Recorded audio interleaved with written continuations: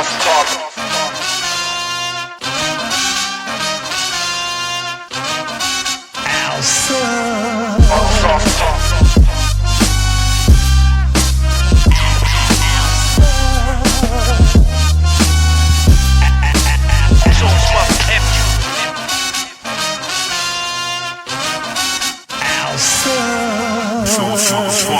now listening to the Sauce Talk podcast. Today's guest is one of the most fascinating young Italian entrepreneurs on this side of the Mississippi.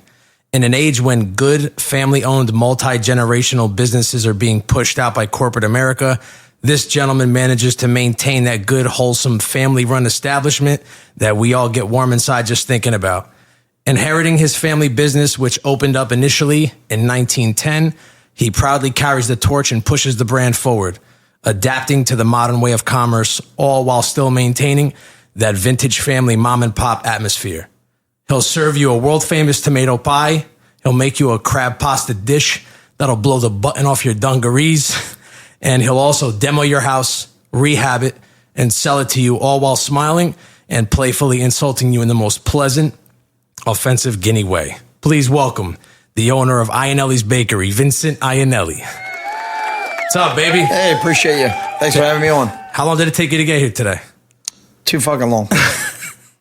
Yeah, it doesn't help that it was raining like a savage. That and I woke up and I was like, I got plenty of time. And then before you know it, here I am. I get here a little bit later than I anticipated, actually an hour later. That's all right. Welcome to the Arcade. So before I get into it, I want to tell the listeners how I actually found out about you.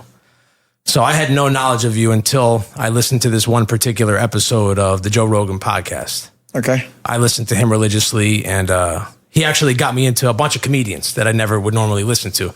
So this particular episode was with Brian Simpson. Yep. And I was like, who's this guy? He looked like a funny black kid. I'm like, let me listen to it. So I listened to it, and then they start talking about food, and they talk about pizza. And he goes into this long, 5-minute description on this gorgeous, cheeseless, beautiful tomato pie, and which I love that. So I was raised on focaccia and, Siciliano pies and all that. That description was absolute to detail. Yeah. That I couldn't even recall, how Brian even remembered all that. It was honestly, it was like a completely outlined exactly how he told it. That's exactly how it portrayed. To a T. To a T. Yeah, it was a great description, and you recommended him have it cold, and all that. And after I heard that, I was like, damn, I want to try this pie. Philadelphia is not too far from me. Right. Iannelli's Bakery. So I said, you know what? It's going to be a good deal. So I go on Instagram, and I believe at the time your Instagram was private.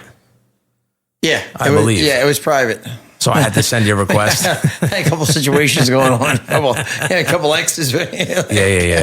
Tugging on the old tug of war with the old Brajol. Yeah. But I had to go check that out. And we started talking here and there. And after, you called me, we started chatting and jiving and all that. And, I thought you were fucking hilarious. So here we are. And now we're here after, that was a couple years ago, I think. Yeah, that was a couple years ago. Yep. Actually, 2 years, I think. It might be actually 2 or 3 years since Brian was there, and because I remember the call, Brian hit me up, and it was I believe it was in July, and I was already I think I was back from the shore or whatnot, or maybe I was at the shore, and he was like, yeah, I gave you a plug on Joe Rogan and whatnot. I was like, that's nice of you, thanks, Brian.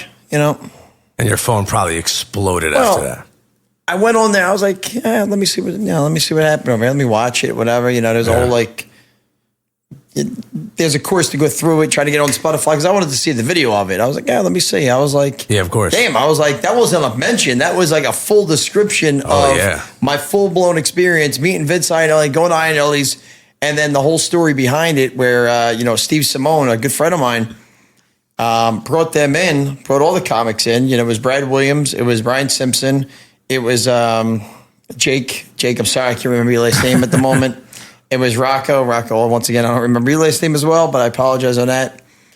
And 1, 2, 3, 4. Yep, that was it. That was all of them.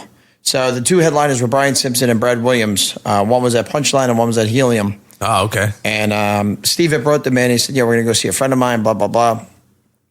And Steve Simone, I met, I'm going to say probably about 5 or 6 years ago in L.A. at the Comedy Store, with my good friend Brett Ernst. I wish. I've never been there. I wish. Okay, dope spot. I mean, I haven't been there in a minute because Brett doesn't live there anymore, and I haven't been back and forth to LA with clients recently. But I would fly to LA, meet my clients roughly around this time, host luncheons for clients out in Orange County, LA County. Okay. And I would meet up with Brett, and then Brett would have a show, a set over at the Comedy Store. And we cruised over there, and I picked Brett up, and we drove down and whatnot. And it was dope because I love comedy since I was a kid, since one of my uncles, got me into watching this, that. I used to watch Def Jam on Friday nights, 12 a.m. midnight. Yeah. 12 a.m. midnight, Same. HBO. I used to record it, and then my little sister and I would watch it the next day and just laugh again because I wanted to watch it with her because she didn't see it yet. And she was like, did you record it? Did you record it? She was little. She was 4 years younger than me. So I'm like 29 again. And so I was about 6 probably when it happened. But anyhow, we got to the Comedy Store and probably go do a set. He was like, yeah, just go chill in the green room. I'm like, I have no idea what that means. Yeah, I didn't know until these Rogan episodes either. So we're in the green room or whatever, and I met Steve, and we're talking. I met all these other comics or whatever, and the one thing that I always knew, just a rule of thumb, like I never acted like a fan. I was just like, hey, what's up, man? How are you? And I met Steve, and Steve was like, yeah, I'm from Delco, whatever. I was like, oh, that's cool, blah, blah, blah. And we started talking about, I don't know if you recall these, but do you remember the satin jackets? The satin Italia jackets? Oh, yeah, of course. Okay, with the button-down ones. Yeah. All right, the satin Italian jackets. So Steve was telling me this story about how these two twin brothers, when he would get on the bus, I don't remember, these two Italian kids anyway, when he would get on the school bus or whatever, they had these fucking jackets, and he was like, man, I wish I had one of these fucking jackets. And I was like, oh, yeah, I know the jackets, blah, blah, blah. Now, fast forward, when Steve brings the comics in, I don't know who the comics were. I really didn't know who they were. I was like, yeah, just come on over. Let's eat. You know what I mean? I'm all about it. Just come on over. I'll feed you. You know what I mean? We'll be good to go. We'll have some fun. Yeah. So Steve comes in. I got him a jacket made. Oh, wow. Yeah, I remember. Well, I remembered from what was it. He was so humbled by it. He was like, I don't know how you remembered. I was like, dude, I never forget people. I just don't. It's just something that was instilled with me since I was a kid. I always remember people that are just good, nurturing people. Steve's a gem. Steve's a good guy. All those guys are really good. Really nice guys. When you really get to know them. Not the set, just who they are. I'm sure. Yeah. Awesome people. And their stories are just life-changing. But so you made him that nice jacket? Yeah, I got the jacket made for him, whatever. And he was like, I can't believe it. It was the whole thing where he got the jacket on and whatnot. And then I went to go see, I don't know if I went to see anybody that night. I may have went to go see Brad's show. I don't recall, but maybe not. But it was, and I made friends out of that one day. I made friends with Brad, Brian, Rocco, Jake. That's awesome. And then from there, I just became friends with a lot more comics moving forward. I'm sure they would, every time they were in town, they would come bring them by or hit you up, I'm sure. Yeah, I made good friends with Jimmy Schubert. He's a class act himself. Obviously, Brett, I've been friends with Brett for over 10 years now. Yeah. And, Michael Yo, became friends with him. He's hilarious, absolutely hilarious. He came over to my spot October 21st. Yeah. Oh, dope. October 21st. He actually shot something in, shot a little segment whenever I seen him. He's definitely a humble guy. He's a good dude. Yeah, most of them, I haven't met many comics, but the few that I did, they're all at least the ones that I met, they're very nice. Have interesting stories, interesting upbringings, and they're obviously hilarious for a reason. Yeah, 100%. Like I said, like growing up, my uncle would listen to Dice Clay. Oh, the best. He would listen to Dice on the way up or whatever, and he would just be laughing because my uncle lost his license. So he would have to get Ubered from my other uncle. Yeah. So they used to live in King of Prussia. Most of them still do, but my uncle would have to sit in the back. So they would buy Econoline van. My grandfather would sit in the passenger seat. My other uncle was a designated Uber uncle driver, and my Uncle Dave would be on the left, and my Uncle Claude would be on the right. And then I would be in the back because I would go up and back and forth to my grandmother's house to hang out with my Uncle Claude or my Uncle Dave because they were both single or whatever. And my Uncle Claude was in hunting, guns or whatever, and comedy. He was always so funny. And my Uncle Dave was more conservative in a sense, it would show me how to clean the car, and each one of the uncles taught me something. And then my grandfather would break balls the entire time. My grandfather didn't even need a cane. He would have a cane and be hitting my uncle in the back. And it would just be hilarious. Or my uncle Claude would be like, listen to headphones and listen to Dice and just be dying. I'm like, who are you listening to? Who are you listening to? He's like, Dice Clay or whatever. And I'd be like, I got to listen to them too then. I love Dice. He's probably one of the most hilarious people I've ever seen in stand-up. I caught him in AC the one weekend, like about a year or two ago. Probably one of the best shows I've seen. He kicked people out. It was hilarious. Absolutely hilarious. I was so shocked to find out he wasn't Italian when I was a kid. Oh, no. I was so shocked because he totally... I mean, I guess that's like a lot of people in New York, they all sound kind of like that. So they adopt that, you know what I mean? Well, listen, accent, let's call a spade here. Most Italians want to be Jewish or they act Jewish, and most Jewish people Italian. act like Italian. Like, you know who I am? I'm like, I know exactly you are. You're a jeweler. one of the most influential cultures of all time. 100%. Sure. And I have a lot of Jewish friends, and I have a lot of Italian Jewish friends. Yeah. I'm also Italian Jewish at times as it can be. They like that money. Right? You know what I mean? They like the Jewish influence of the money.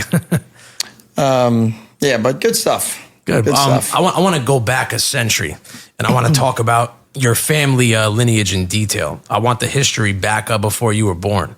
So your grandparents, Terry and Myrna, started Iannelli's Bakery back in 1910. Is that correct? No, my great uncle had started it.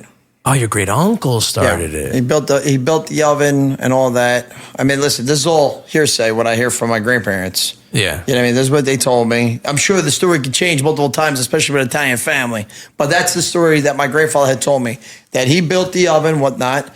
And my grandfather at the time was doing, I think he was doing like landscaping or butcher, something like that. And then my grandmother was doing like pottery or something like that. My grandmother was a ward bride. Ah. She was a war bride. She came over from the old country with my grandfather from World War II. Interesting. Terry. Yeah. Oh, cool. Okay. Oh, so actually who started it was your great aunt and uncle, you said? Right. Oh, so they started it first. Okay. I didn't hear anything about the aunt. I knew it was the great uncle. Great uncle, yeah. I didn't hear anything about her. I don't know what happened to her. Yeah. Were they, where were they migrants from? Italy or Sicily? Or Sicily. I figured. Yeah. I figured it was Sicily. What was their story and how did they get started in this country? Like, what made them move to Philadelphia? I couldn't tell you that history. I can only tell you what I know from my grandparents. Yeah, of course. So my grandparents, my grandfather was born here, and then my grandmother was born in Italy. And then when my grandfather was there for World War II, I guess he met my grandmother. As my grandmother would say, Richie, he couldn't take his eyes off of me. And if you ask my grandfather, he'd be like, yeah, we got the Iannelli gene. You know how that goes. You know what I mean? You gotta love it, man. You really do. Do you have any idea? Did your grandparents ever tell you what made them decide to open it? The bakery? I think it was just the fact that they wanted to have their own. Okay. That's like the American dream anyway. You want to have your own, be able to come to this country, have your own business in a sense. Yeah. And they were just very hardworking people, and they that's what they did. And it's just like I tell everybody in any interview. Tell everyone in any interview. I'll go give him a key. He's like, okay, good luck. There's no recipe. Yeah. There's no anything. Figure it out, kid. Hey, here you go. Here's the key. That's it. Yeah. Nothing else. Give me the history of the tomato pie. It started. I hear two things. I hear when they came over from Italy or Sicily. It went to Brooklyn first, and then it went to South Philly. Because in Brooklyn, they call it a grandma pie, if I'm correct. Yeah, they call it a grandma pie, a church pie. There's very different names for it, but at the end of the day, it's a tomato pie. It's a cheeseless pizza. It's a peasant food. Yeah. That's more or less, I think, a staple in like the Philadelphia, South Philly, New Jersey, New York area. And they, since it started in 1910, I was trying to look up different other bakeries in the area that also serve tomato pie because you're not the only one. But it seems that Iannelli's was probably the first in South Philly. Yeah, we're probably one of the oldest, I believe. 1910, I don't know the exact, timeline if we're like the oldest, but I've heard that before when people are like, I think you're the oldest place. Yeah. I said maybe. Yeah, because I was looking up, names were popping up like Sarcone's, or if I'm even pronouncing that correctly. Yeah, Sarcone's, yeah. Taconelli's and Coral Police or whatever. Yeah, Joey's place. And all those were 18 and above. Right. They weren't. So it seems that your place is the first ever, which is pretty bizarre. It's pretty awesome. I'm still waiting for the key from the city, but I haven't got it yet. I mean, maybe they lost it somewhere. They got to ask for St. Anthony, I guess. Yeah, St. Anthony to find it. So back when the bakery started, what was the main product that was consumed? Was it the tomato pie? Was it other things, or was it a multiple? Tomato pie and the bread. And the bread. The bread. We make a Tuscany style bread, and we used to deliver. My grandfather used to deliver it to multiple 5-star restaurants where it's like quality over quantity. So there were these other places that popped up that now serve the bread. It's all volume. It's not. You're not getting that. You're not getting that crust. You're not getting that the quality, in my opinion. Yeah. I'm just not. I mean, I could just tell the difference from some of the establishments we used to deliver to, and we no longer deliver to. And what they serve as bread or whatever. I'm like, yeah. During the bakery's inception, how many people worked at the bakery at the time? Was it just your great uncle and maybe your grandfather, or was there other employees? It was my grandfather, my grandmother. They would have a couple people working for them, and then it was my cousins as well. And then I guess as I got of age, probably at like 7 years old, actually 9 years old, I started working. Oh, wow. Yeah. I was selling, first I started selling eggs on 9th Street.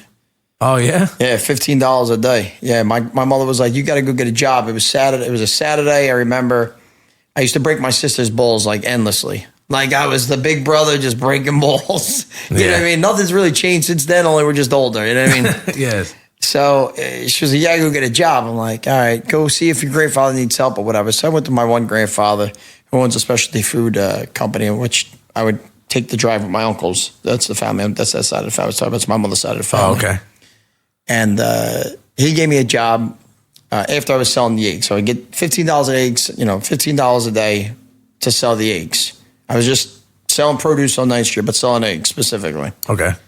And even at that time, it's crazy. I had marketing ideas when I was a kid. I mean, and the one year I had my aunt make me a Santa Claus suit. I was like, we'll sell more eggs. Around Christmas time, I was like 10 years old, dressed as Santa. Wow. And I did sell more eggs, but for some reason, I still got $15 fucking. You didn't get any extra. How about a little bit of fucking, respect here? Give a little boost. Yeah, how about maybe an extra fucking 10? You know what I mean? Goddamn, what do you call it? What was the game? Oh, shit. What was the game that just came out? Like Mario 2 just came out or something. And I'm like, yo, I got to go buy this. Fucking $45. I know, right? Yeah. So from that standpoint, my other uncle gave me the job. I'm sorry, not my uncle. My other grandfather gave me a job. And the job just wasn't for me in a sense. I was like, okay, what I got to do? He's like, go sit over there and make sure, nobody steals. I'm like, that's it? Just sit here like a dick? Like a security guard, like a fucking dick? You know what I mean? Like they're behind the counter. They're all having fun. I was like, and here I am, like in a different world. I'm in a different world over here.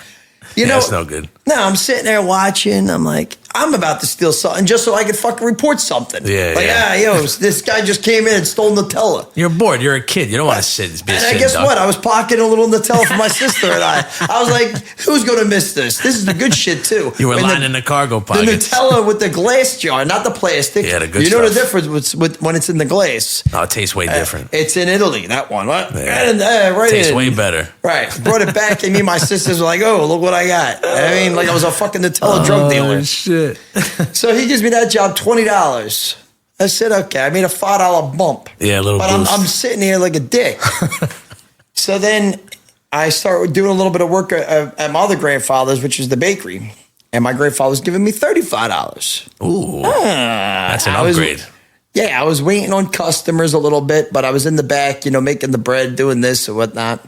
How old were you at this point? I had to be about like 10 or 11 at this time now, maybe 11. When were you born? Are you around my age? No, I'm not.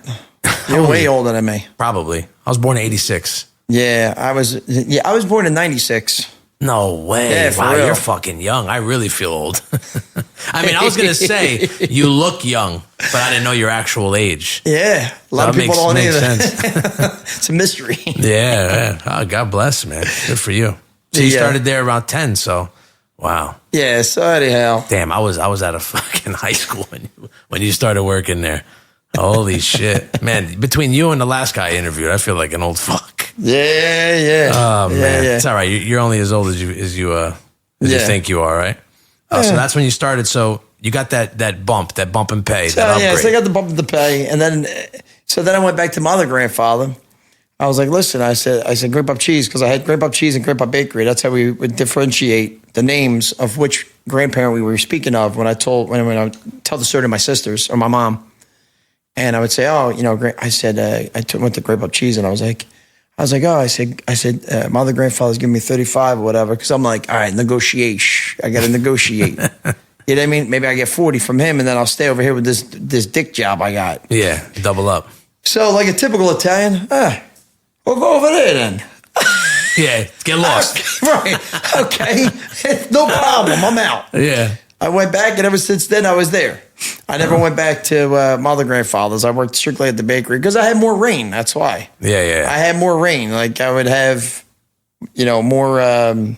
more way to advance, so to speak. Yeah, of course. You know what fascinates me rather about when Italians came from the old country is they came here and half of them didn't know a lick of English. Maybe even more than half. Right. But they all managed to become like really successful business owners, construction workers, masons, and that money's long, man. I've known tons of Italian kids that have had businesses passed on from generation to generation. Right. They own properties all over the place. Oh yeah, it's amazing how they came here not knowing shit about the country, and they were just able to just capitalize on that. And you're a product of that in a sense. Right. Well, most of the Italians that migrated here, I mean, first of all, you had to learn English. That's number one, and number two, they were the only bricklayers. Yeah. I mean, they were the bricklayers that started for other cultures to get into it afterwards, but they were the original bricklayers.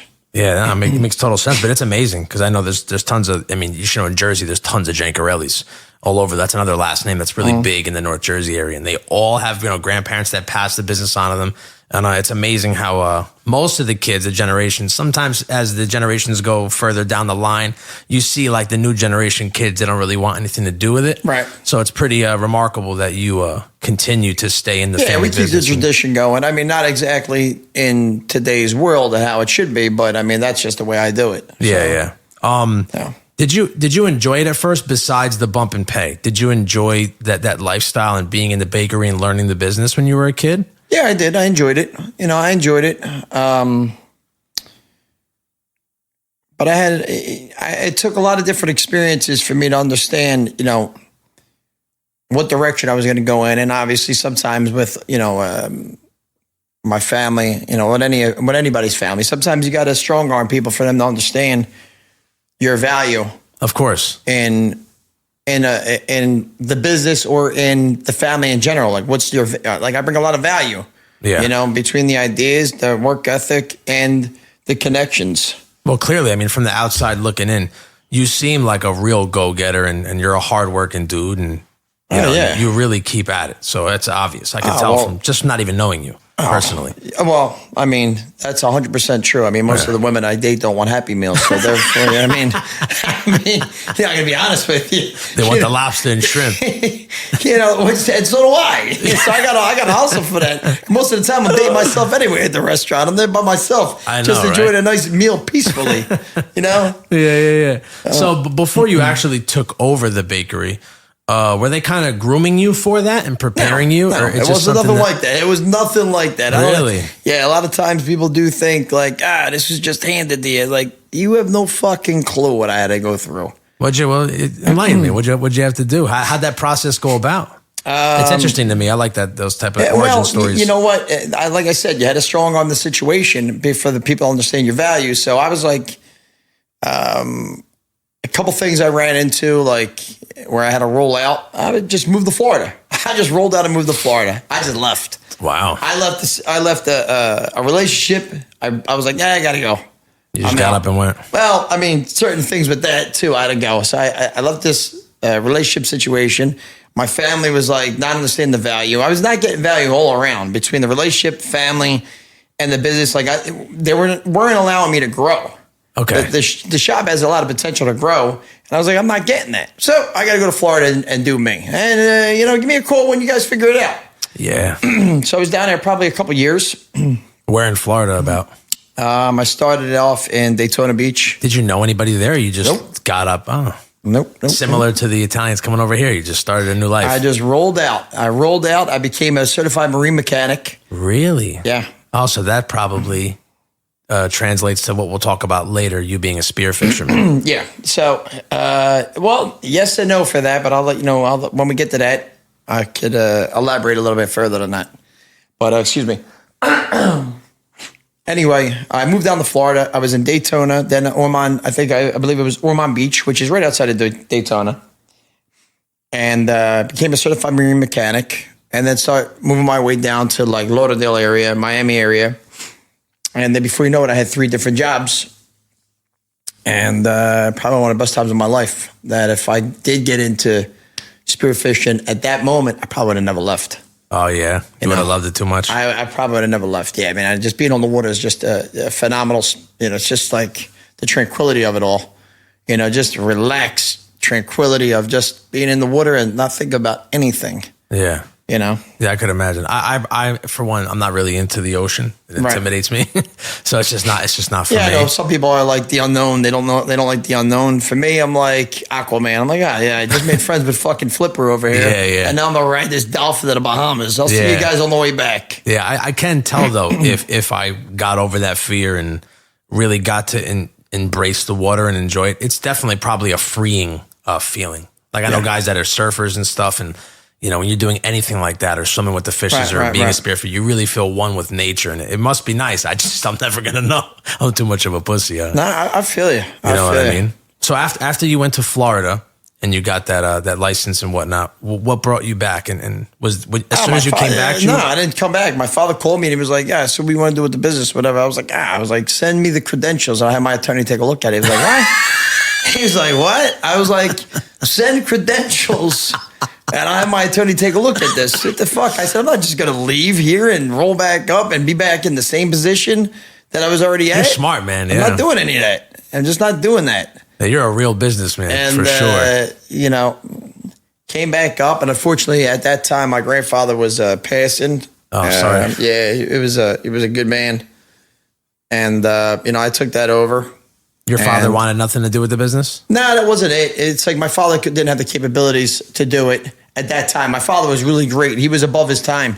He was beyond his time. My father had a pizzeria known as Captain Pepperoni. Oh, yeah? And he beat out 500 pizzerias back in 1981. No shit. Captain Pepperoni. And that was in South Philly as well? Yep. Was that on the same street? What's that, Passyunk? Is that how you pronounce it? Yeah, Passyunk. But it wasn't on the same street. It was like on McKean Street, neither McKean. But here's the thing. My dad had girls roller skating that delivered pizza. Oh, like fucking, what, Sonic? Like that chain, that fast food chain, Sonic. They come out on the skates and serve you the pie. Dude, I don't know about that one, but my father had that where girls would go and deliver the pizzas. So, or my father would tie like something on the back of the motorcycle and pull them. Get the fuck out. I shit you not. You have pictures of that stuff? I have pictures of my dad dressed in his outfit. Like my dad had an outfit. It wasn't like it was like a domino outfit in a sense, but he was like his own mascot. He was his own person. I got to see pictures of that. That's amazing. Yeah, we're gonna be bringing that trademark back. The Captain Pepperoni for what I have coming in for the future. Oh, that's exciting! Yeah, you got to make stickers and all that. Pins. Well, we're bringing all that back. I'm bringing that back as the mascot for what's soon to come with Iannelli's in the new generational of I Want It Now type thing. Ooh, I'm excited. I can't wait. So how old were you when you after you got the credentials? How old were you when you took over Iannelli's? I don't recall, actually. Yeah. I don't recall. You're trying to figure out my age over there. I keep trying to dodge. No, I just like it's innocent. Trust me. I just like origin stories, and I just like to it's the journalist in me. That's fine. You can cut that part out. That's fine. We'll give it a chop. I always wondered.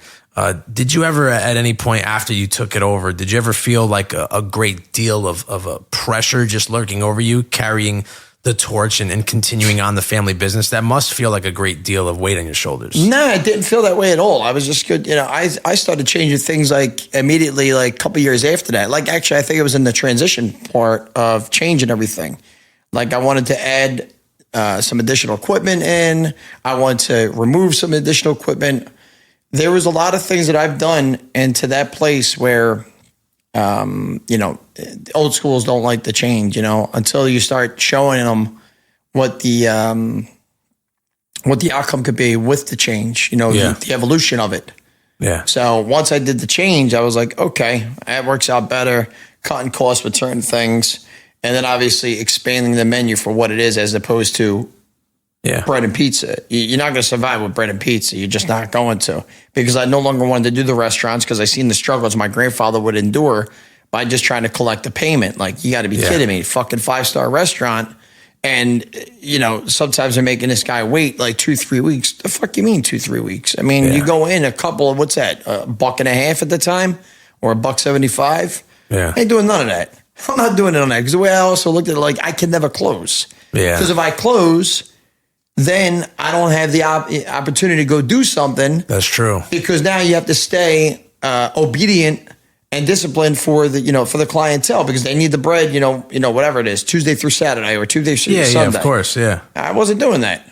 Yeah, that's got. I'm not going to change my lifestyle because I was like, nah, we're going to get rid of that and we're going to add additional equipment to do sandwiches, a bunch of other things. Yeah, that's the thing about the older generation, that they're very stubborn, especially Italian older generation. Italians can be stubborn in general, but the older generation can be real stubborn. It's their way or the highway. Well, listen, I mean, a lot of families don't talk for 15, 20 years. No, it's true. I mean? It's true. It's sad, we're but all true. there. I mean, I got that too. That's why you need the businesses that excel are like a young person like yourself coming in and reinventing the wheel almost and changing some things, keeping the core of Iannelli, right, you have but then to keep the core, pushing the brand forward with newer things to keep it moving. You have to go with the times. You have to go with the times, 100%. Yeah, I mean, as an adult now, right, getting older, since you've been in it since you were a kid, do you find yourself enjoying it more now, especially that you're the owner, and do you enjoy keeping the brand alive, or does it sometimes feel like, this is kind of like repetitive and annoying?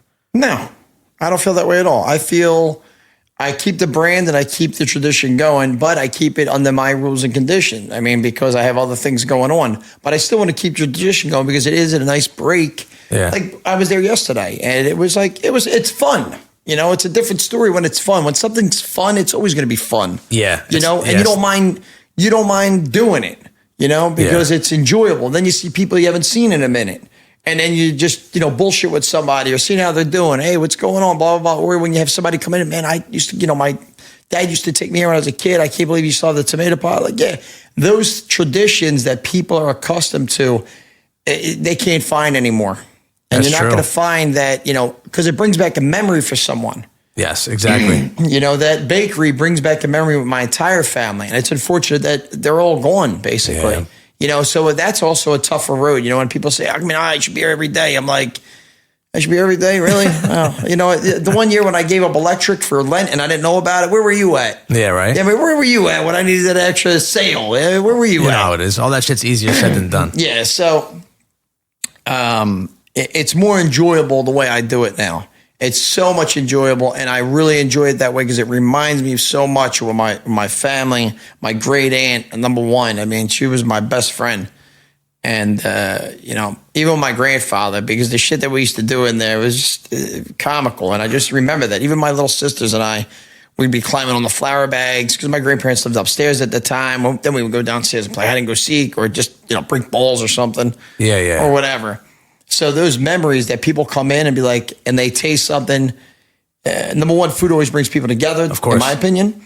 And number two, the memory that you get from having something that you had when you were a kid just brings back a memory of who you were with and the engagement from it. And also the happiness and joy that brings to you if that person is no longer. Yeah. So to me, I'll continue to keep that tradition going because it makes me happy. I see people come in or whatever. That's beautiful, Or we talk, even with new clientele to come in, I'm not the run-of-the-mill kind of place where you're a number to me. You're somebody, and I value your time, and I appreciate you stopping in. I'll break your balls when you come in, but we'll laugh, and then we'll be friends about it. You know what I mean? That's usually how it goes. No, that's the good old-fashioned Italian way. You got to be friends about it, whatever. It's that family, that sense of family, where you can bust each other's balls, but you have a good time, and you like you said, you're not just a number. You're not coming in there and let me get this and leave. No, how your kids doing? How you been? Here, taste this. You want a piece of fucking? That's it. I do that all the time. You want this? I made. What did I make yesterday? I made Zeppelis yesterday. Ooh. I made some Zeppelis yesterday. And every customer's coming in. I'm like, all right, here's a Zep, eat that. You gotta eat that. Yeah, have a fresh piece, yeah. Yeah. If you don't eat it, then you can't get anything else in the shop. You know what I mean? Really. I mean, you don't get anything. Yeah. So tell me about this famous oven that pumps out not only all these pies, but everything else you make. What's the history behind it? I know you briefly touched on it before. So it's a Roman arch brick oven. It's 20 feet deep by 17 feet wide. Wow. Okay. And it was built in 1910. It used to be steam fired. I think my grandfather told me it was coal at one point. Oh, okay. And then he transferred it to oil. Yeah. It's no longer oil. Yeah. I mean, it's just not. I mean, I never understood the whole process of that because I felt like there was a lot of wasted time involved in there. Yeah. And then when the oil spiked in 2007, we all got that guy, we called that guy up and I was like, I got this just came off the truck. I was like, all right, even if it didn't come off the truck, the fact that you told me it's coming off the truck, I want to buy it more. Of course, I want to buy it more because I know this, that's the deal I'm getting. I might not even be getting a deal for all I know. Yeah. But so I called up my cousin and he has a brick oven for porchetta. Shout out to Esposito's porchetta. I mean, shout out Esposito's. Yeah, Jules. All right, to the Mars. So anyway, we did a festival together, and he's like, "Yo, you got to go to Gas. You got to go to Gas." I'm like, I was playing the old school Italian with the change. I was like, I don't know. I don't blame you though. I don't know. I said. So I go over to his place. He was like, look, I was like, okay. He's like, yo, I got a guy for you, whatever. Call this guy up, whatever. He was like, yo, I just got one off the truck, whatever. I'm like, all right, let's do it, So.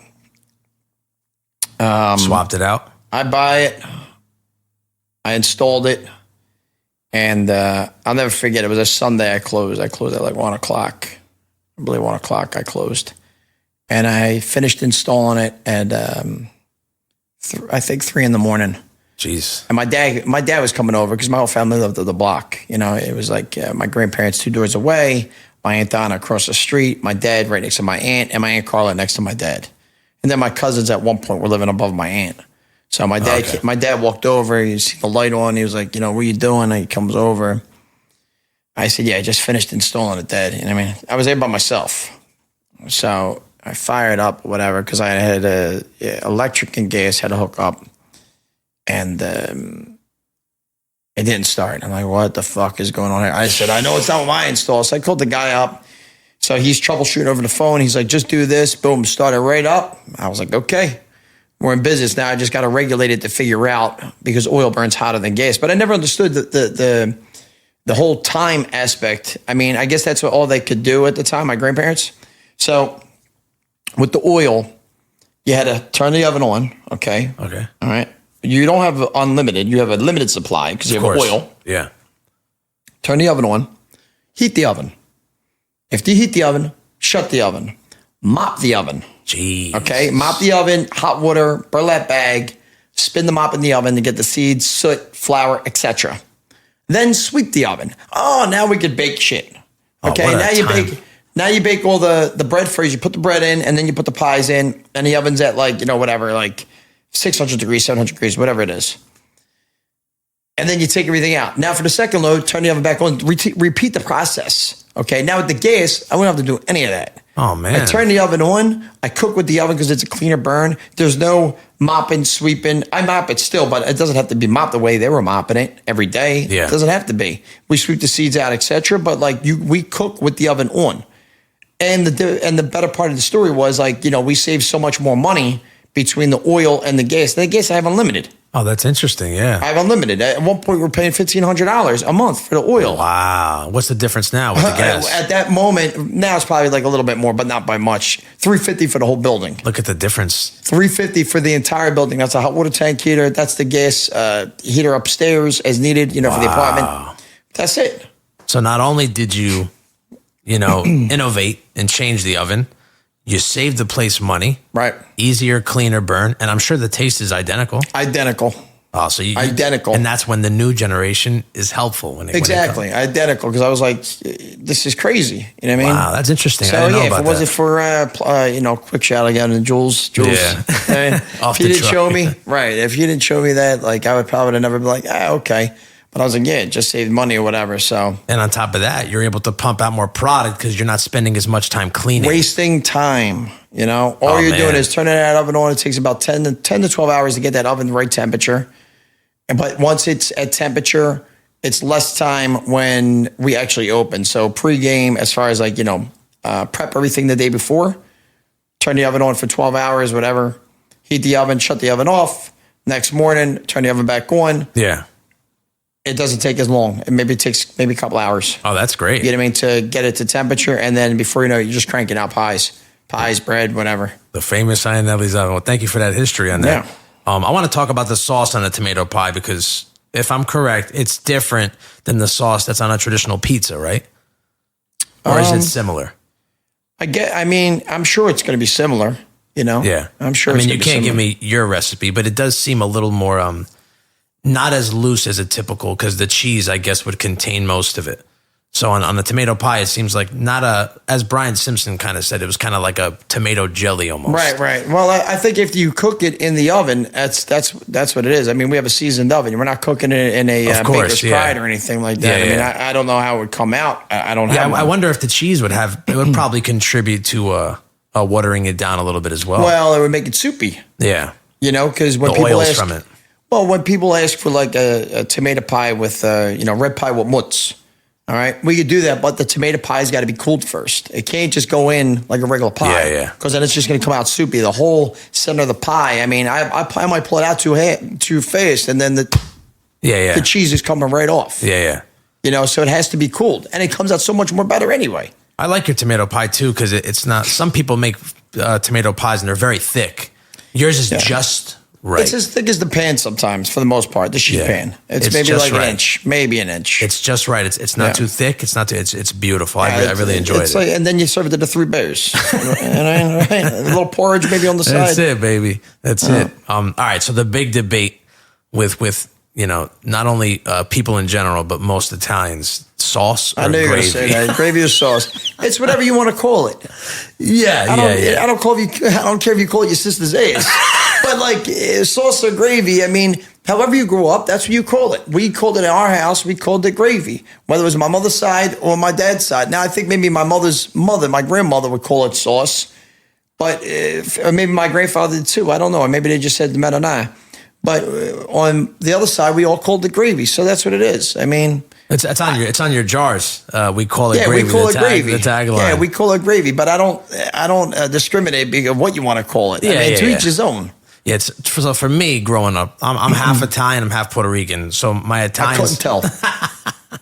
My Italian side's from Abruzzi, up north, in the mount or whatever. So for me, growing up, gravy to me was a meat sauce, right? And a regular marinara would be just regular sauce. Yes. And obviously, gravy could be turkey gravy. That's a totally different topic. But so I just wanted to know because that's a big debate. I always got to ask every Italian I meet: is it sauce or is it gravy? Because you're always going to get a polarizing response. 100%. Your pizza dough is the same dough that you use for your famous stromboli sandwiches, which is one of the newer things that you make, right? This wasn't made years ago. No, they still made it, but they didn't make the strombolis the newer strombolis that I make. I mean, my father always made the pepperoni bread, and he made the spinach as well. I love pepperoni bread. Yeah. He always made those. So what do you do? How do you make them now? What are the special strombolis that you make now? We do a roast pork. Roast pork, sharp provolone. Broccoli rabe, right? You put broccoli rabe in there, shredded, and the shredded pork. The pork's been cooked for 12 hours in the brick oven. Wow. We cook it, we pull it, and then we make the stromboli. Then we do the filet mignon as well. So we do a filet mignon with portobello mushrooms sauteed, right in, right out. And then the other newcomer was two newcomers. Well, actually, the crab we always did. So we also do a jumbled up crab meat as well. Oh, that must be excellent. Well, you have sauteed spinach. You have sauteed spinach, portobello mushrooms, jumbled up crab meat, mozzarella. I mean, it's almost the same way we make our soup to nuts. Yeah, it's almost the same way we make our crab pie as well. And then we also have the new one is the Italian. It's like an Italian hoagie. obviously no lettuce or tomatoes. It's just the meats. It's the prosciutto di Parma, pepperoni, sharp provolone, sopressata, spicy gabagool. I would like that. And Genoa salami. Oof. And then you get a quart of gravy with that. If you want to dip it, you got it. Like au jus, just dip it right in. Right. If you want to dip a little bit, don't do the double dip in my house. I'll fucking see you double dipping. That's yours now. Don't even fucking think about it. Give you the fucking sandal in your head. Oh man. If you could pick a personal favorite of the items that you offer, what would that be? Just a personal favorite of yours. The tomato pie. Tomato pie, right? Yeah, the tomato pie. It's good, cold, hot. You're right, it is. You come in from a late night, it's always there. Yeah. We bring it down the shore all the time when my friends and my cousins would come down to the shore house. Like, yo, Vin, can you bring a pie? I'm like I'm enjoy that. I'm like, I was already bringing the pie. You know what I mean? Yeah. I know you fucking have owns. Thank you, by the way, for bringing one for me. I'm really excited about that. Yeah, a quarter of that, a quarter of pizzazz. I was talking to my cousin earlier. He's like, I was telling him who I was recording with today. He's like, oh my God, is he bringing one? I said, I don't know. I'm not going to ask. If he brings, he brings it. I'm not going to. I'm Italian. We don't show up empty-handed. I don't want freebies, Yeah, we don't show up empty-handed. No, I appreciate it. So we kind of touched on it before. You were talking about not opening all the time so you could be able to do what you have to do. So it's known that you're open only 15 days a year. Correct. Back in the day, back in the bakery's heyday, you used to be open 7 days a week, right? Yeah. When did that stop, and when did it switch to 15? When you took over? No. Probably about 10 years ago. I changed everything. Oh, wow. I started getting my hands involved in other endeavors, other business endeavors. And then I was like, I have to just start, we're going to cut hours and we're just going to change things. And there was a point where we were open for, I think, like a year. I didn't open up for a year because I was figuring out the mechanics of the new endeavors. I was figuring out a few things. And I was like, okay, all right, we're going to open back up. Getting all your ducks in a row. Exactly. Game plan. Understanding the fundamentals of what I was doing so I could take that to another level as well. Awesome. And that's exactly what I was doing. So about 1 year, I believe it was a year, I closed completely. And people, he fucking closed. Yeah, he fucking failed. I'm like, okay, you're probably never a customer. Okay. And if you're watching this, you're still a fan. Yeah, of course. But, then we went to 15 days. It got hyped in the past, 3-4 years now. I got real hyped up about it because it's a special experience. Well, it's an experience when you come. Yeah. It's not like I said, it's not a run of the mill. Like, you're not a number. I don't treat you like a number. I never have. I value your time. I appreciate you coming in. And guess what? If I am making chicken cutlets, it's a damn good chance you're going to get one. If I'm making it, like, just eat this. Yeah. You're not getting that everywhere else. You're getting, who you are. You're a number. What exactly are the 15 days? Is it mostly just in the fall? It varies. It runs between October and March. Oh, okay. Mm-hmm. Yeah, that's interesting. I like that. I probably added more days this year because we're doing a whole lot more shipping. So it won't be full menu. It'll basically be like inventory menu. Like, hey, if I have to be there and we have to make like 100 tomato pies, I'm like, I have an extra 20. If anybody'd like one, stop over. Yeah, like you do on Instagram and you promote and stuff like that. Right, exactly. Like Papa, I got 10 left. You want them? Come get them. Right, exactly. And that kind of, it's kind of special when you obtain one. It's kind of like collecting rare items. Yeah, like it's like, I got one. You know what I mean? Yeah. You're like, nah, I can't do it. He's only open 15. Yeah, I like that. I'm like a collector and stuff, so I enjoy having stuff that not everybody has. It's like on the list at the club, though. It's like, I got a guy. Don't worry about it. Vinny said I got you another one, by the way. Yeah. So you also, I don't know if you still do it, but I remember you used to offer like a tasting menu, like a fine dining experience. Do you still do that, or is that totally done? I got rid of that long ago. We were doing that for like Fridays and Saturdays, right? Yeah, Fridays and Saturdays. I started that. We did okay with it, but then I was like, how much could I possibly do? How much could me? Is it worth it? Right, like how much could I possibly do as a person? How much could I possibly do? Like I'm working, Tuesday, Wednesday, Thursday, Friday, double, Saturday, double, working a half a day, Sunday, I'm off for Monday. How can I possibly do all this? Yeah. It starts to take a toll on you. And I had to start just changing things. And, basically, like I said, it's fun now. At that moment, it probably wasn't as fun and it wasn't enjoyable as it is today because I appreciate it more. Yeah. From my day to day, of what I do on a day to day, as opposed to, between, real estate, construction, etc. Yeah. Where I don't deal with, sometimes fucking morons. Yeah. As opposed to just, good people just stopping in, like, just having fun in the back kitchen, breaking balls, having fun. And it's like therapeutic to me. Yeah. I enjoy it that way.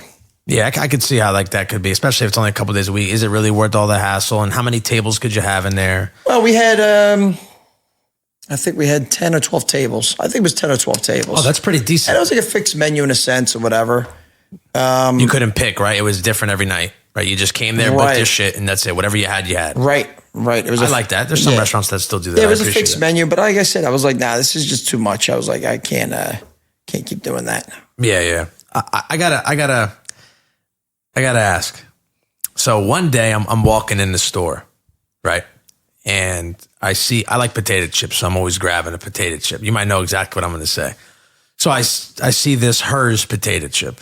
Okay. It's tomato pie flavor. Yeah. So I said, holy shit. But it wasn't like your tomato pie. It had the Parmigiano Reggiano sprinkled on top. Yeah. It was Joey Corpelli's. And it said Corpelli's. Yeah. I said, how the fuck they going to give this jerk off? I mean, I don't know if you're friends with him. Yeah, I met Joe one time. How are they going to give him when yours was historically before his, and yours is pretty well known? Why didn't they approach you for this potato chip? I don't know how they did it, but I think it was like a voting thing from customers submitting thing. I don't know exactly how they did it. It was in the summer, and I didn't give a fuck anyway. I was down at the Jersey Shore living my life. I was I don't give a fuck. I'm down at the shore. You know what I mean? I was just shocked. It was really surprising to me to see that. I'm like, what the fuck? You got Iannelli over here. He's well known. All these people I never heard of this fucking place, but I heard of your place. You know what? I never heard of Corpelli's either until I met Joe. I met Joe at it was like an event at the Comcast Center, I remember. Yeah, that was the time I met him. We were just bullshit. It was me, my little sister, and my niece that were there. And I couldn't even tell you how many years ago that was. Oh, wow. That was a long time ago, though. And I noticed like he has the Parmigiano sprinkled on top. Yeah, they did a Parmigiano on there. A couple of places do that. Yeah, I mean, you could do it if you want it. We don't do it.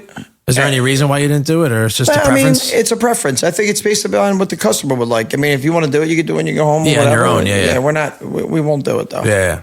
Well, we kind of touched on this also a little bit. We sprinkled throughout the podcast, and you're a man who wears many hats. I mean, not only are you the owner of your family business, as we've been talking about this whole time, but it's also amazing how you're a spear fisherman, which we touched on. And, you include your fresh catches in your cuisine and stuff. You're a man of the sea. Oh, yeah. So you briefly touched on how you got into it. But when you came back up here, how did you start incorporating that into your business model and you wanted to have your crab fresh? Was it always like that with your parents' tradition? I mean, your grandparents' tradition? Or? Well, the crab gravy is my grandmother's recipe. Okay. That's definitely her recipe because, I mean, the crazy thing was we were very fortunate to have grandparents on both sides, all of our grandparents. We didn't realize how fortunate my sisters and I were. We had, my other friends, when I was kids were like, oh, I only have my grandmama. I was like, oh, really? I was like, I have my grandparents.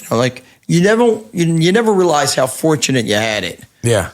And then on top of it, I mean, golly knows what shit they were eating. I know what we were eating. We were eating fucking good on Sundays. Yeah. At grandmom's house, if you went to either one of my grandparents' house, either one of the shore points, my one grandparents had a shore in Ventnor, which is right south of Atlantic City. Okay. Close to Margate, though, like right there. And we're still there now. And then my other grandparents had a house in Wildwood. Oh, okay. And I knew how to eat from both sides of the family. I mean, I used to go down the shore with my uncle at Wildwood on Thursday. Okay, with my grandmother, my grandfather, my uncle would drive, and I'd go down the shore on Thursday. Immediately when we would stop, get seafood, fresh clams, everything. And I would eat like a champion. And my grandmother, who would make crab gravy on that side, made it differently from my other grandmother on my bakery side. So Grandma Cheese made it different than Grandma Bakery. Oh, okay. I got to buy a jar of that. But the crab gravy, we ship nationwide. Iannellibakery.com. Visit us today. That's it, baby. But my grandmother would make the crab gravy, and we used to like that one much more because the flavor is probably excellent. Right. Because we would all be on the beach, and it would be like every Sunday was like the same exact thing, and my grandmother would be like, she would leave the beach early to go start cooking. And we already set the table, my Aunt Donna. I believe that's what we used to do. Me and my Aunt Donna and my two sisters and I, we'd set the table. Then my Aunt Donna would take us to the beach. I was very fortunate to have my aunt always take us because my dad, at the moment wasn't really that involved in us. Okay. Because my parents were divorced. And my aunt would take us to the beach or whatever, and, we would all go and whatever, and then we'd stay on the beach with my aunt. And my grandmother, we would get the ice cream man or whatever. I was fortunate to have that. And my grandmother would be like, okay, I'm going to go back to the house. I started dinner. Vice, what do you think our grandmama should make? I said, I don't know, Grams, what do you want to make? I think I fatto a crab macaroni. I'm going to make a crab. I said, Grams, don't you make that every week? Shut up, you son of a bitch. You're just like your father. I'm like, in our house, cursing is just like a natural, Oh, of course, in both languages. Well, it's nothing malicious. It's just in terms of endearment. Yeah, it's of course. Never anything malicious. It's never like anything. My one aunt would call me little motherfucker, and I thought my name was little motherfucker until I was like 4 years old. She'd be like, come here, you little motherfucker. I'm like, oh, hi, Aunt Jojo. Hi, Aunt Jojo. And my grandmother would go back and make the crabs and macaroni, and my sisters and I would be elbow to elbow, gravy dripping down, just fucking, all fucked just up, eating and enjoying. And then from there, I said, I want to bring that back, and what I did was I did a social experiment with the gravy. Okay. I did a social experiment, and back before farmers markets became overly saturated, which they are, yeah, they're very overly saturated, and before also townships, we even wanted a little piece. Yeah, that's what they do now. That's why we got out of it. But anyway, I did 3 farmers markets in Bucks County. Okay, I got invited to the one, and then that host invited us to the other 2. I was like, okay, cool. And I took a product out of its own environment, and I brought it to a different environment to see how it would do. Okay. Also the tomato pie as well. So I'd bring the tomato pie as a sample, like the taste. You can buy tomato pies as well. You can buy the bread, the tomato pies, and also the gravy. And I'll be honest with you, like everybody else did like the annual summer membership. I just did week to week. It was $50 a week to set up or whatever. Mm-hmm. And I was the first one sold out.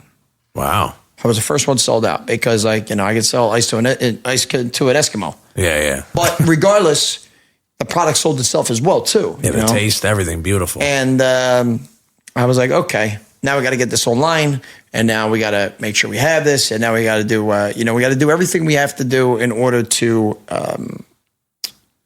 produce more sales for this product because it's a good product. And then we do the pasta, et cetera, whatever. But then I got involved in the spearfishing back in 2008 in the Bahamas.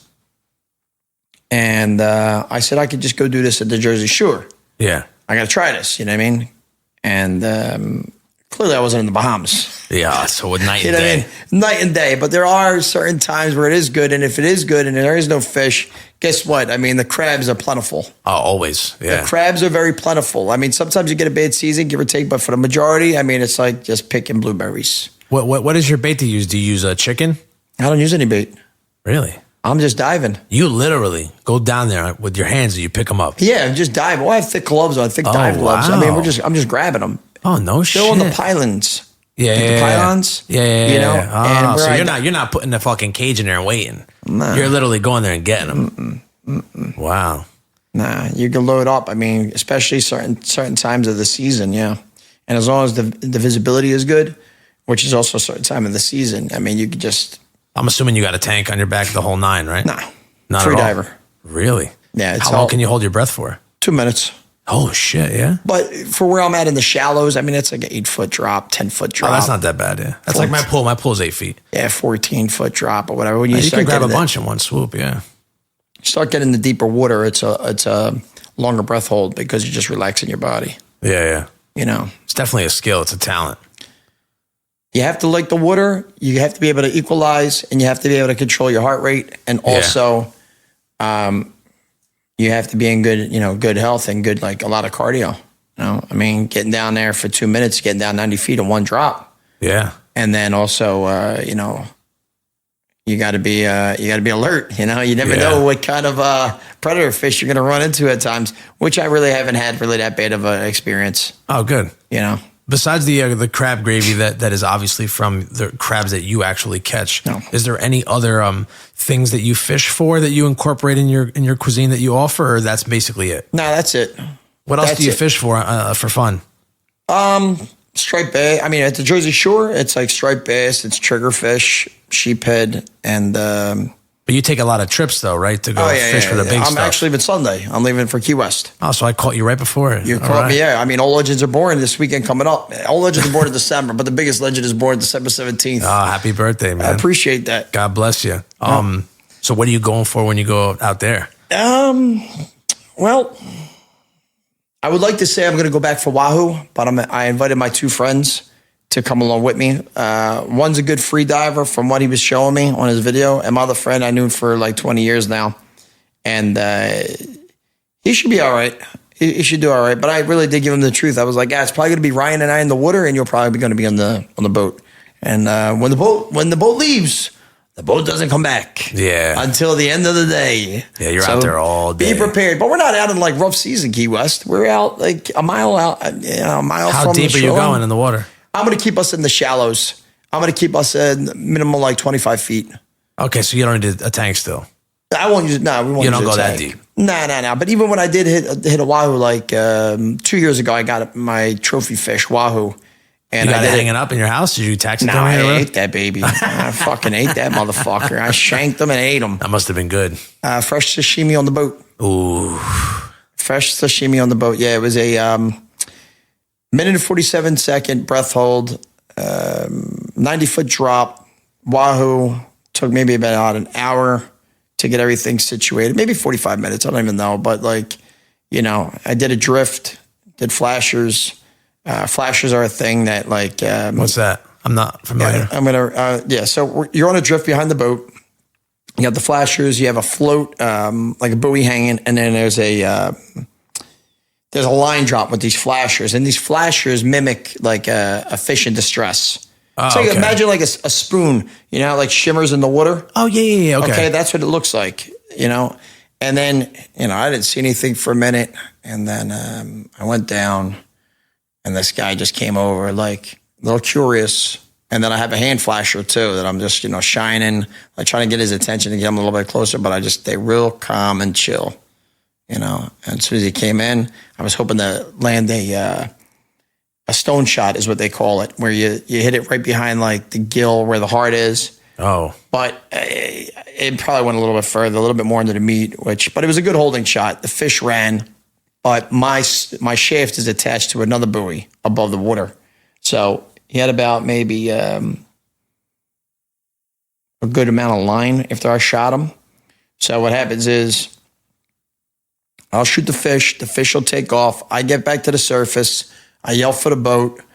Either the boat, I'll circle around for the buoy, or I start swimming to grab the buoy. My buoy that's floating with the fish. Yeah. So the fish can no longer, he tires himself out, in other words. Interesting, okay? Yeah. Get to the buoy. I start working the line up, and I always put, you got to push the line away from you. Don't get tangled up in it, because if a shark comes up and grabs that fish and you're caught up in that line, guess what? You're fucked. You're fucked. And the entire time I'm, keeping an eye out too. Is there any shark coming? Is it going to get scary. tagged? That must be intense, man. You know what, man? I don't look at it like from a scary perspective. I look like I got to get this motherfucker. I'm eat this motherfucker. Yeah. So your adrenaline's going, but you don't want to get too much. You want to make sure, because you don't want to use that much energy as you're working this fish up. As soon as you work the fish up, underneath the gills, I grab it, and I immediately brain it with a knife. I brain the knife, brain the head. I also cut the heart to bleed it, and then I'll brain and bleed. And a lot of people are like, oh, the shark. While you're underwater? Yeah, a lot of people are like, oh, the shark. I'm like, nah, we're good. Yeah, because the blood will start coming in the water. Yeah, but I brain and bleed all the time, every fish. It's a better way to do it. And then once you open up the cavity of the fish, you get in the boat, and the ice will actually cool the fish quicker. All this while you're underwater? Well, like I'm at the surface. You're up and down. Well, yeah, I have a snorkel on. I'm at the surface, and then I get the fish, and I throw it right in the... That's intense, right man. in the boat. I feel like I'm listening to a National Geographic. Only I'm Italian. Yeah, that's interesting. I never met a spear fisherman, so... I love it. I absolutely love it. And what's it in? It's in like a gun that you fire off? Gun. The gun, it's a 55-inch rifle gun. I pull it back, 4-band. Wow. And, and you let it rip. And the shaft is attached to a buoy line. I can't think of the right word right now. It's not buoy line. It's a float line. Okay. The line actually floats up, so it's not like a regular rope or anything will just be like, you'll get entangled from, but a float line will stay drifted to the top. So it keeps it extended to a certain extent. Right, and it has like elasticity in it. Oh. So like the rubber band factor. Yeah, so when you hit it, like... Oh, that's interesting. You learn something every day, man. I'm telling you, it's I learned spearfishing in 2008 when I went out. And you're addicted. Oh, yeah, I'm addicted. I met up with this guy. I was away with my brother-in-law, my ex-brother-in-law at the time. I should say my brother-in-law at the time. His whole Italian family. They go to the Bahamas the 29th week of the year. And my sister was there. And then he called me up. He's like, yeah, I owe your sister a surprise. The surprise is you. I'm like, oh, that sounds dope. I was like, what do I got to do? He's like, I'm going to buy your plane ticket. I was like, man, this is fucking great.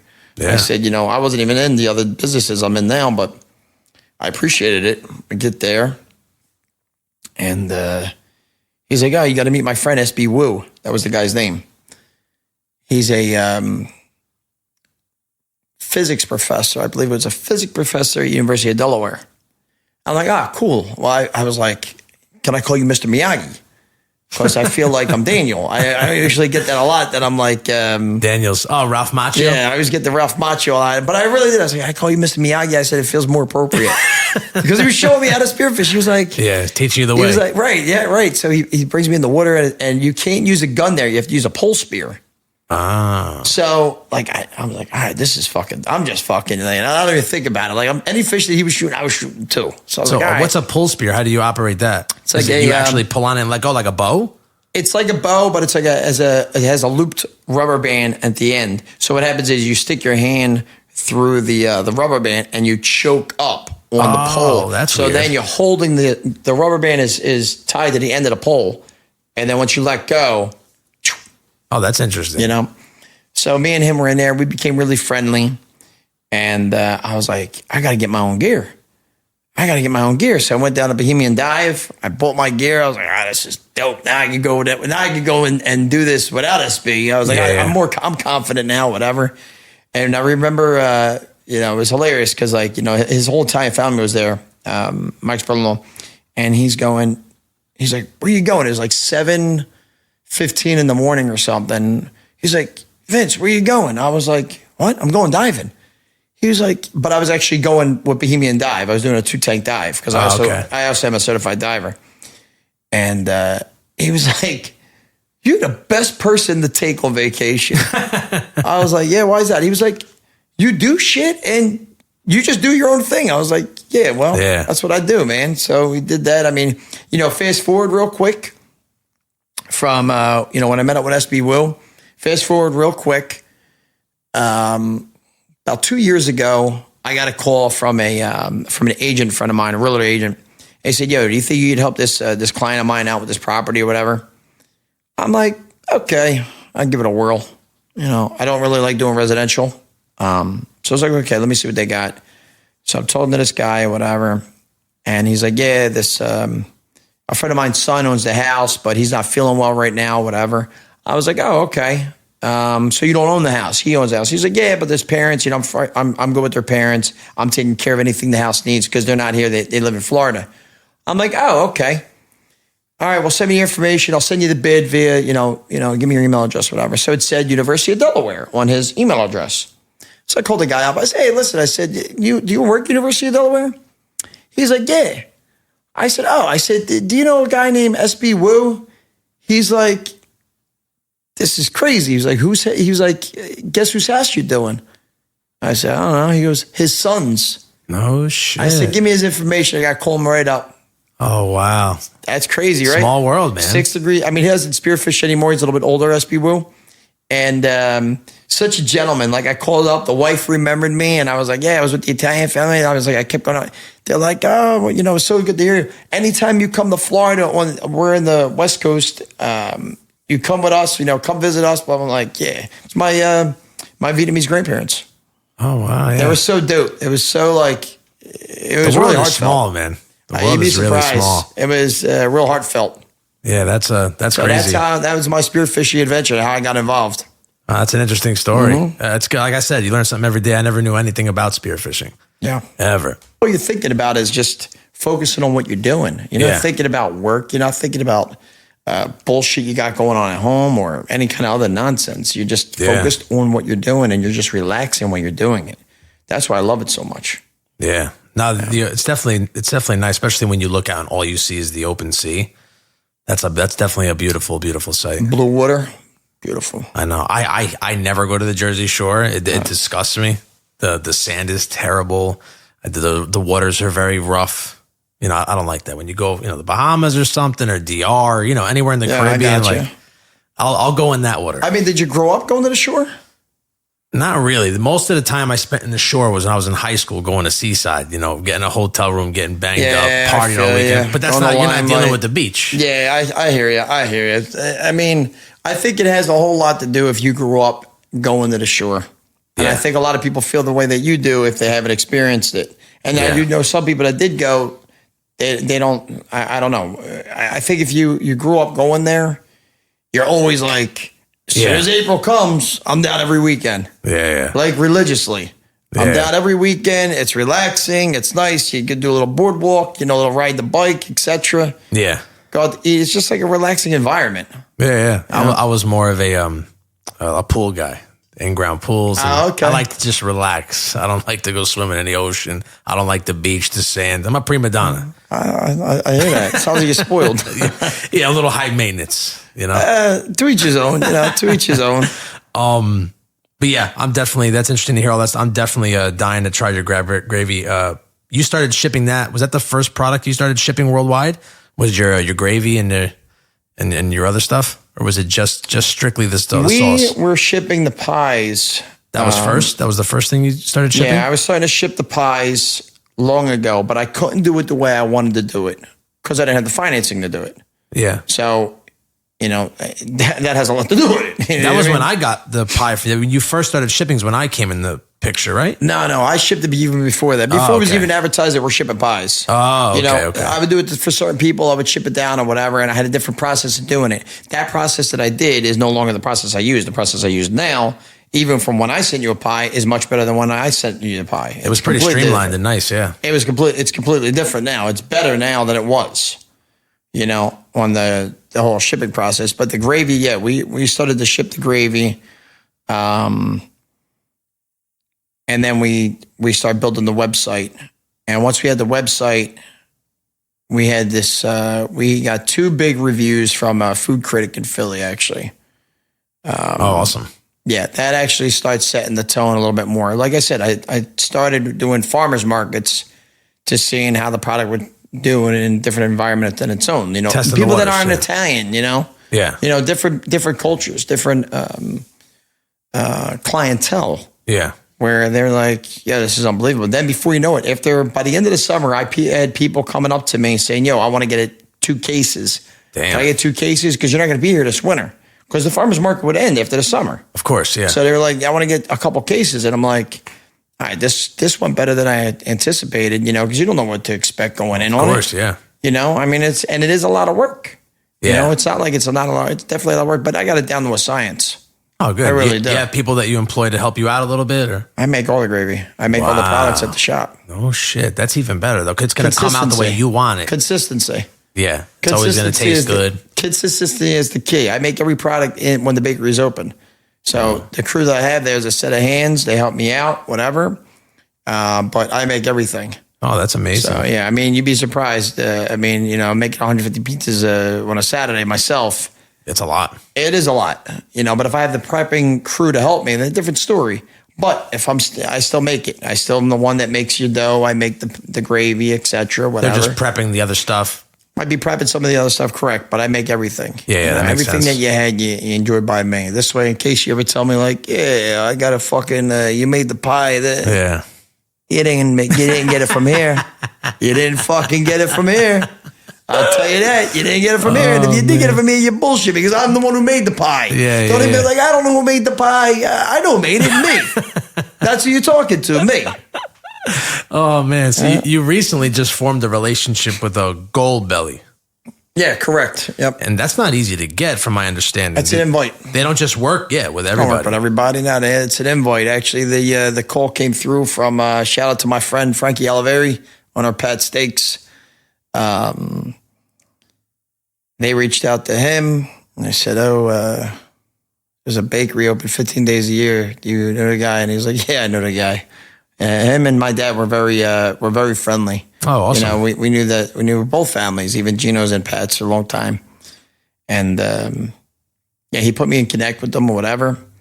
And here we are, so to speak. Yeah, that's fairly recent, right? It started in September, the partnership. Oh, that's awesome.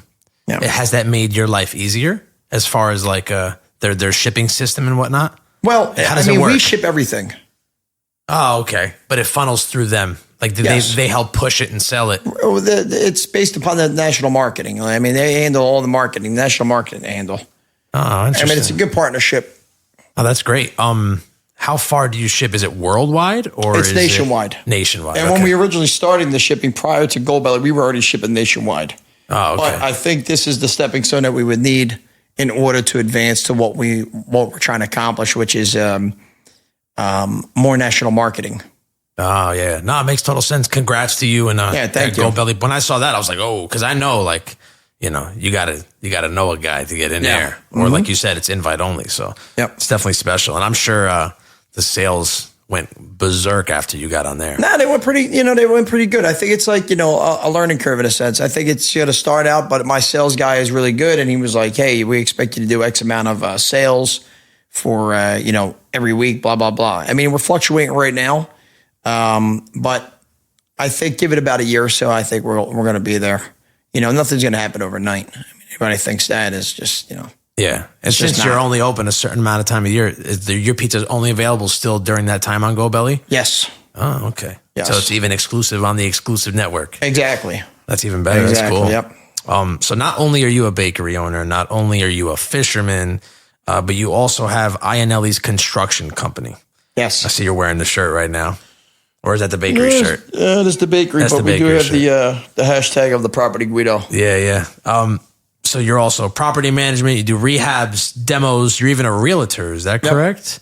Yep. How did you doing all this all while still owning the bakery, and which also makes sense why you're only open 15 days a year because you gotta attend to all this other stuff. How did you get into Iannelli's construction and all that stuff, being a realtor and whatnot? Was that family? Did that start in your family, or was this is also something that you did on your own? I did that on my own. I mean, I did that on my own. It was one of my exes. She had a friend, whatever, that was an agent or whatnot, and she put us together. And we originally met, I believe, in the summer or something like that. I remember they said, "Oh, we're going to go to his house for like a barbecue or whatever." I was like, "Well, I'm going to bring food." I was like, "They're from Jersey, South Jersey. I'm not gonna insult the North Jersey." You know what I mean? They're from South Jersey. I was like, I better bring some food. You know what I mean? That just goes hand in hand with any Italian. If you're going somewhere and you're not familiar where you're going, bring something that you're going to eat because you're going to be good with it. I mean, or eat before you go, because I don't know what the house looks like. Yeah. I don't know. I come from a very clean family. We're clean people. Yeah. So I've been in many properties where I'm like, fucking kid, you still living in here? Yeah, right. You know what I mean? It's crazy. I ain't going to do well with me. So anyway, she hooked us up and she said he was looking for somebody, whatever. And I was like, oh, okay. Now, I didn't exactly at the time understood what he was doing, but I got my license, whatever. We start working together. I was starting to really work well with it. And selling properties, and then I got involved with some hedge fund companies. Damn. Excuse me? I said, damn. Yeah, I got involved with some hedge fund companies where we're handling and managing their portfolios as far as like whatever they had. That's major. Yeah. You start dealing with hedge funds, that's big coin. Yeah, we're handling, like I said, and we start managing those properties, and it kind of snowballed from there. I mean, I kind of plateaued my business relationship with my mentor, so to speak. So I kind of plateaued right there, and I just went on my own. And I started Iannelli's Construction because we started getting more business driven from the hedge funds as far as like what was needed for marketing. Okay. As far as like, I'll just give you a small example. Okay. You get an acquisitional buy. Acquisitional buy is basically a property that's being bought for a acquisitional price better than a wholesaler in a portfolio. Okay. Okay. So that price doesn't dictate what the real value is. It'll give you an as-is value of what we would produce and then an ARV value, which would be an after repair value. Like to see whether or not the client should invest the money in the repair, or should we just sell it as is, or is it occupied or vacant? So, and we started handling a lot of the repair factors and remodeling and just full property rehabs as far as for the hedge fund clients. And I'm really humbled by it, to be honest with you. I was fortunate. I was fortunate. I came from a lot of humble beginnings, and I never forgot where I came from. And that really is one of the selling stones that I stay with. And the bigger thing is, I'm also a lot of clients are in California, so a lot of them are in California with just an email response. So emails are good with me, but I like to talk to people on the phone, of course, because you get to understand the person. And you understand their personality and how they expect things completed or whatever. So my other thing was I like to do old school sales and just put a face with the voice. So I would just keep flying out to California, meeting different clients. And they just, a lot of them were like not even expecting that. Like, oh, what do you mean you're here? I'm like, yeah, I'm here. I'm going to host a luncheon or whatever, as a thank you. I want to host a luncheon and like a gentleman. Like a gentleman. Exactly. Yeah. And then you start meeting more people. And that's just how it goes, And before you know it, if I didn't respond back on an email or something right away, they'd be like, "Oh, who's on that file?" Like, "Oh, Enzo's on that file. I ain't gotta worry about that guy. Yeah. He'll get back to you. Don't worry about it." I mean, because I've seen a lot of like bad work in some of these properties that we're in, like bad work where like we're fixing fuck ups, a lot of fuck ups, and then I seen other work where I'm like, why are we doing this? And the client really appreciates the honesty. The honesty and the ethic that you bring to them, as far as like, you're not just trying to make $1 at the end of the day. You're showing them, hey, I don't know why we're doing this in a marketing repair. Yeah. Like, it doesn't need to be completed. Let's just get it moving and get this property listed and, get it to the table. Yeah. So we could unload it, because every day, there's a holding cost. Even for a hedge fund, there's a holding cost for everybody. If you're an investor and you go buy a property, or I show you a property, I'm going to do the same exact thing in my formula to get you to where you want to be with more financial freedom. As far as what's your goal here? Is this a fix and flip? Is this a buy and hold? What is your, what exactly do you want to do? And I'll help you guide you through it, and then we'll get it done. So. Yeah, no, that's interesting. I could tell, like I said, I never met you till today. Today was the first day I met you, but I've talked to you briefly. And from the first moment I met you, you're not lying. You do like talking on the phone. Yeah. And you and I talked on the phone for a little bit, and then we didn't talk for a couple of years. And then boom, a couple months ago, whatever it was, when I asked you if you wanted to do this, you called me right away. Yeah. We talked on the phone, and, we picked a date, you put in the calendar. And I got to tell you, when I record podcasts with people, the hardest part is scheduling. Yeah. And, I'm busy in a sense, not necessarily with work, but I have my regular job. I have my son. Me and my wife have separate schedules. So I'm with him during the day. I work at night. My wife works in the morning. So we have opposite. On the weekend, it's us. So when I schedule podcasts, I try to do them with people at least like a couple weeks in advance, because I need to plan my life and I got to spend time with my family. Of course. So when I scheduled it with you and we picked that date together, And then I was thinking about you earlier on, a couple weeks later, and then you messaged me, are we still good for the 10th? I knew you were ace as soon as you did that. Actually, let me cut into there. First off, I chose the date because you're like, yeah, you want to do it like in January? I was like, January? No, let's get this. Let's move this. Make sure we add that in there. You know what I mean? Because I was like, yeah, the 10th. I think the 10th will work. I was like, let's do it without the 10th. And by the way, there's a fucking monsoon outside. And I still showed up. You trucked here with fucking. I still showed up with bells on. Yeah, no, I knew. Like after that phone call, I was talking to my wife because we're very, we're best friends. So I was like, I booked to this guy. I'm like, I bet you, because I've had a lot of, like yesterday, I had to cancel for somebody else. I was like, I guarantee you this guy will be here. I could tell by the way you carry yourself, how personable you are on Instagram and stuff like that. I'm like, this guy means business. And sure enough, like a week prior, you're like, are we still good for the 10th? I'm like, of course. I was just thinking about you.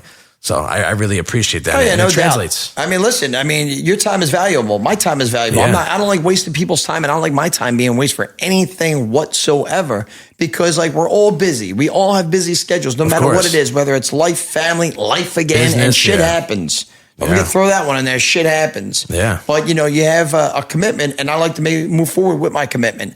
That's probably why I'm busy the way I am, and that's why I'm very fortunate to be in the position I'm in with my clients, where they understand, I understand, a timeline that needs to be executed. And if there's not a hiccup that comes into play, we try to accomplish that goal. I mean, there's sometimes unrealistically, like, so do you think this? I'm like, I got to be very honest with you. We'll do our best, but I can't guarantee you the sun, stars, and the moon's here. I mean, and that's not because it's on my hand. It's because of different scheduling of different subs, whether it's an HVAC or whether it's a gotta be realistic or a painter. Yeah, I mean, listen, and they're like, I actually have I'm on a deadline right now for a property that we've been working on, and they said, I think we can get it done by Friday.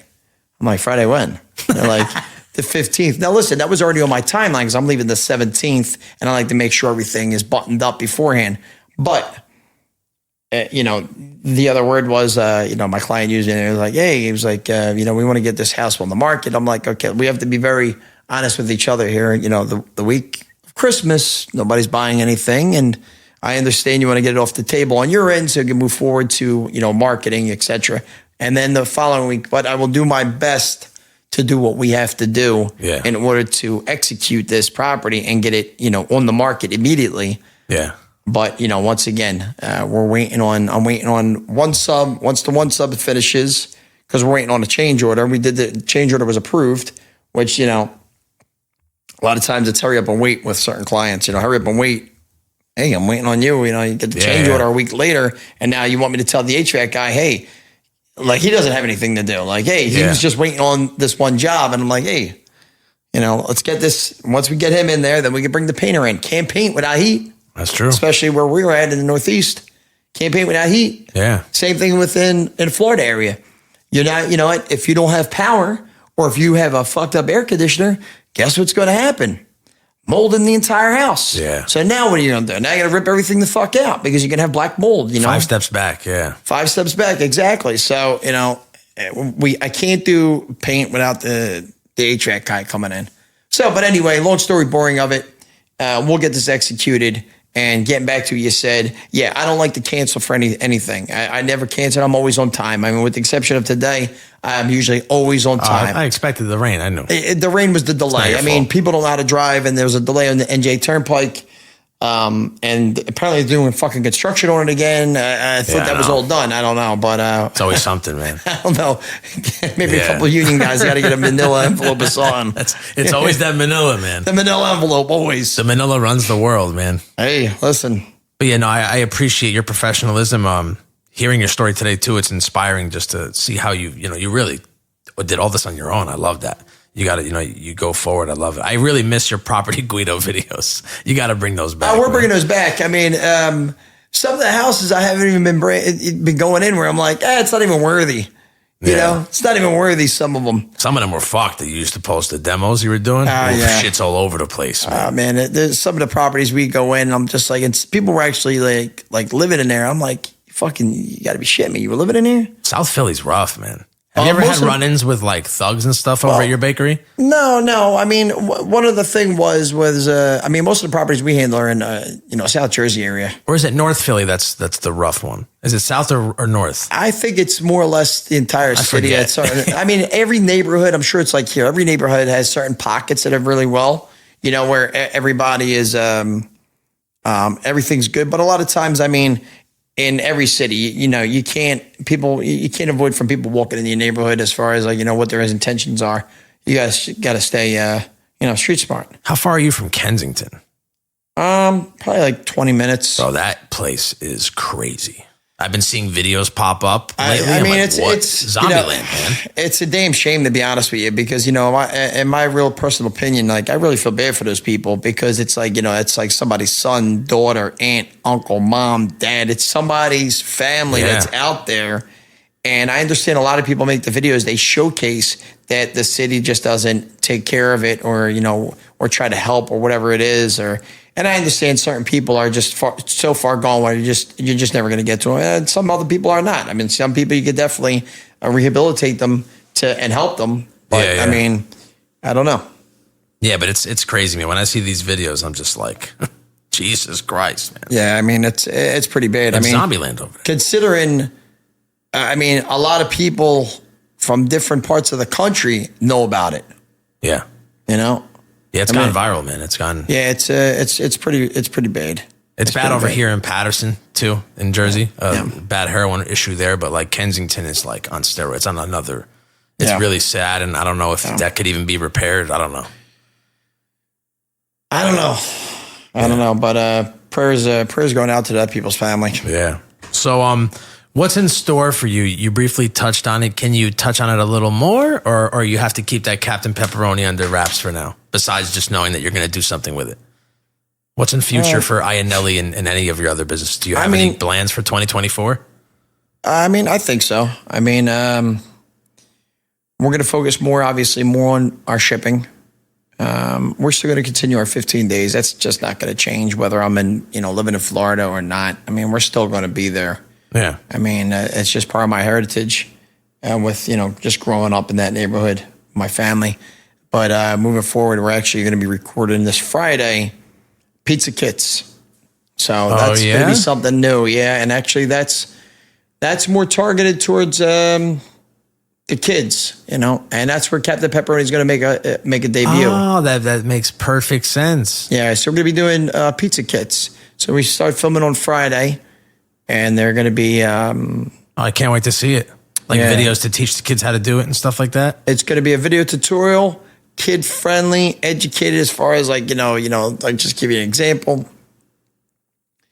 You wash your hands, get the apron on. Oh, I got to give that to my son when you make it. Yeah, we start making the pie together. The aprons will be personalized with the child's name. Yeah. We'll send it out to you, but you get everything. Oh, that's amazing, man. The dough, you get 5 pies and 5 different ingredients, 5 different toppings. Like I'll make 5 different pizzas, etc.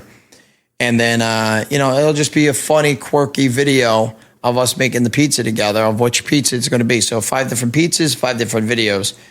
Watch the video together, hit the QR code, we make the pie. And then if we'll see how things progress with it, if it goes really well, then I'll slap in a few platinum tickets with like $1,000 flyer voucher, depending on where it's going in the country, where the kid could get flown in with his parents. We'll make the video together. Oh, that's amazing. Yeah. I've seen you've done a lot of charities and stuff for like local events and stuff like that. Yeah, we've done that last year. This year we're going to be doing something different, something similar, but a little different. Oh, awesome. Yeah, so always got to give back to the community. Yeah, people that helped you, you got to help other people. Yeah, I always believe in that, paying it forward. Yeah. Well, thank you for coming. I really appreciate it. It was really nice to finally meet you. If you can give your Instagram website address to anybody, plug yourself in.